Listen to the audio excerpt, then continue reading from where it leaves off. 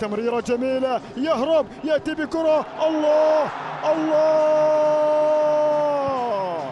إصرار العميد يأتي بالحل، والنصر يتقدم في اللحظة القاتلة من نهايات الشوط الأول بكرة عرضية. هذا العميد وهذه أخباره الحلوة، أيوري ميديروس البرتغالي بلمسة جميلة ينجح في زيارة شباك حتى 1-0.